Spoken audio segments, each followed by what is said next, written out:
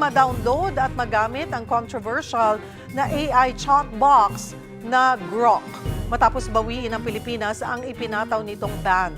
Kasunod yan ang pangako ng developer na XAI na aalisin ang feature na nagge-generate ng malalaswang content. January 16, ipinagbawal ang Grok sa bansa dahil sa madalas na pang-aabuso ng mga gumagamit dito. Nauna na rin itong ipinagbawal sa Malaysia at Indonesia. Kaugnay niyan at iba pang issue, makakausap natin si CICC Executive Director Aboy Paraiso. Magandang tanghali po sa inyo, sir. Magandang tanghali, Cheryl. Maraming salamat po sa pag-imbita sa amin sa inyong programa. Unahin ko na po itong AI chatbox. Ano po yung mga ipinangako ng developer kaya binawi nyo na nga itong ban sa Grok? Well, they ensured us na magkakaroon ng mga safeguards. Unang-una na dito ang hindi pagka-allow ng mga content creation or content mechanism nila sa mga regular users nila. Ma-available lang to sa mga premium accounts nila na kung saan very scrutinized daw ang pagbigay nila ng premium accounts. Even with the premium accounts, hindi rin naman, even if may content creation capabilities ka, Ma'am Cheryl, hindi rin ito makakaalaw na makapag-create ng violative content. So they added that. Tapos may isa pa layer yan. If ever, sabi nila dapat 0% yan. Pero kung may makalusot daw, hindi rin daw dapat yan ma-upload sa platform nila, particularly X, their sister platforms. And if ever naman na magkaroon ulit ng malusot pa sila na kami makapag-upload sa platform nila, they gave us a green lane form in which we can request for the immediate takedown of this violative content. Apart from their liability naman, na paano una nakapag-create ng content at paano na-upload. So with all these safeguards in place, we were convinced na pwede nang payagan ulit na ma-unblock to. Pero we gave them a colatilla or we gave them a condition that we would be strictly monitoring their compliance with their commitments dito sa mga safeguards na to. So paano po kung may makalusot pa rin na mga content na lalabag nga sa inyong guidelines? Sigurado bang matitake down ito agad?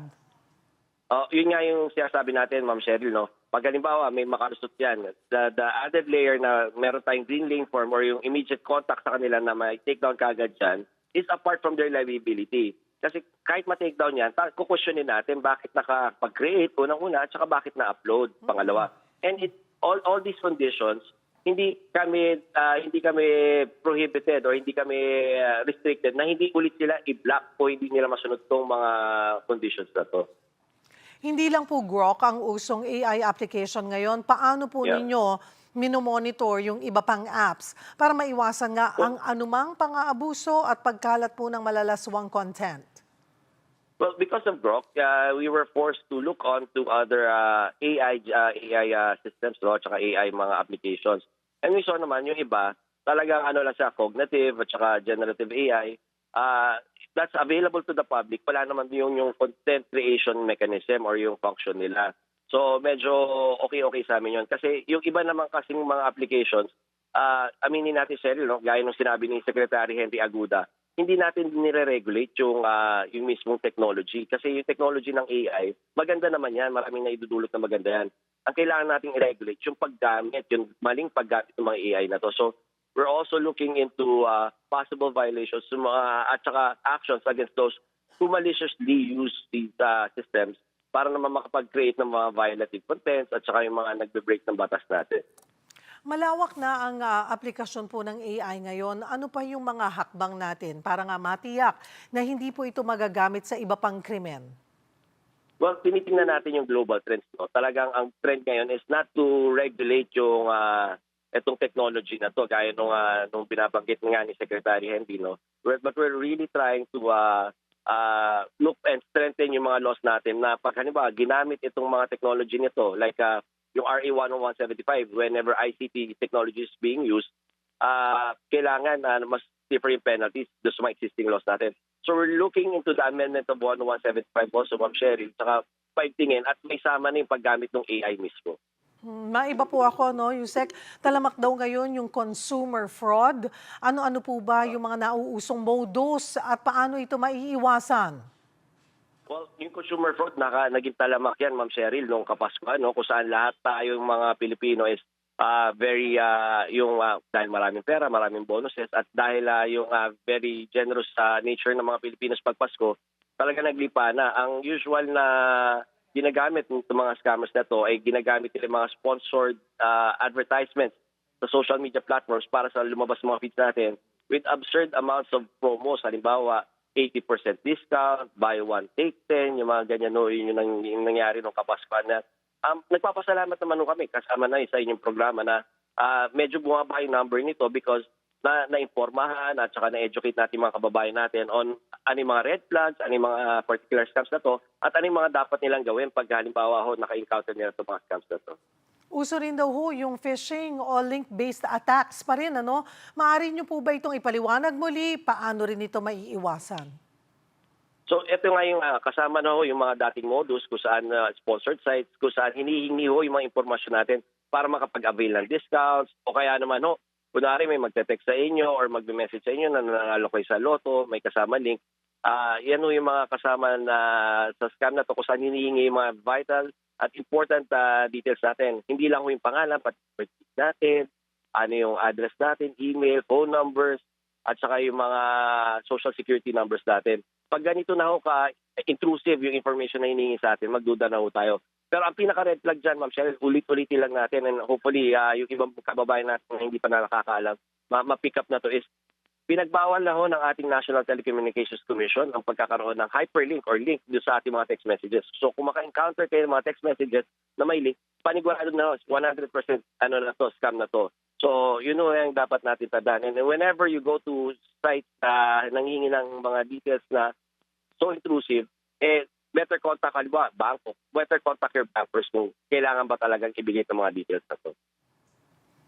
Bumaba na rin daw po ang mga kaso ng text scams. Gaano po kalaki yung ibinaba nito, Yusek? Well, base doon sa report ng GoGoLook, bumaba ito ng around 60%. No?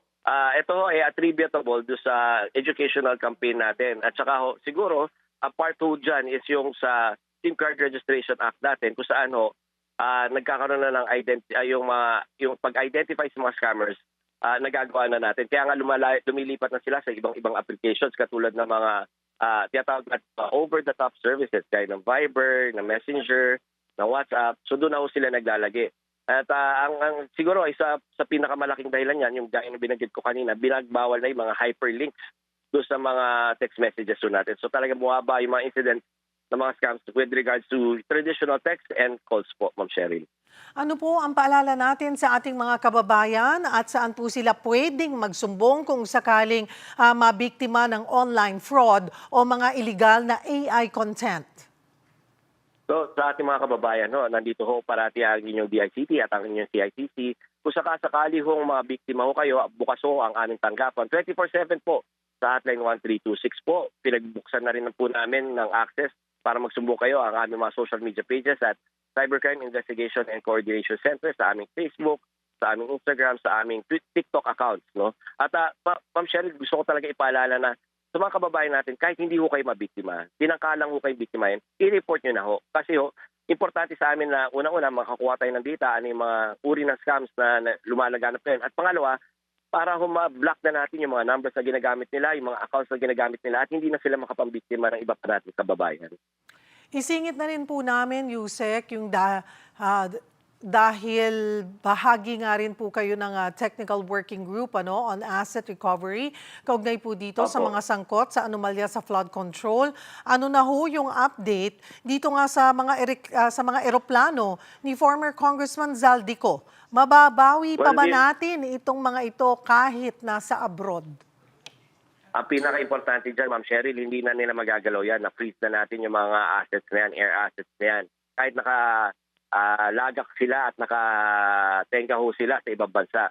Ang talagang hinihintay na lang natin is yung CAR order ng foreclosure at saka yung pag-seize ng assets na yan para maiuwi na natin sa Pilipinas. Kasi Ma'am Cheryl, yung totoo, nasasakdan din ang ating pamahalaan. Kita nyo, nanakawan na tayo. But despite that, nagbabayad pa tayo ng hangar fees, ng mga upkeep fees, yung mga maintenance fees sa mga planong to dahil nasa ibang bansa.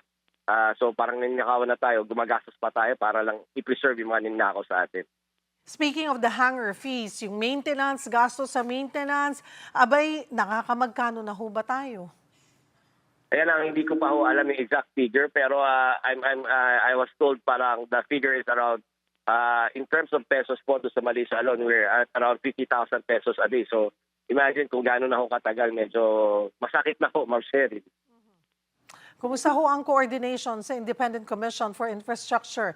Hindi ba apektado kahit iisa na lang po ang commissioner nito? Ang amin naman ho sa technical working group, we are the arm in which all of government are working as one. So kami ho yung mga ahensya ng mga pamahalaan na tinutulungan ho ay ITI. Our work for asset recovery, preservation, and case build-up can continue po. Even medyo pilay po ang ating ITI. We still get guidance from the ITI on how to proceed at saka anong prioritization ng ating asset recovery and preservation at saka sa case build-up natin. But admittedly, again, nag-usap-usap kami, our work can continue naman. Our work would also be valuable to the work that's being done by the Ombudsman and later on by the Sandigan Bayan. Marami pong salamat, Cybercrime Investigation and Coordinating Center Executive Director Aboy Paraiso.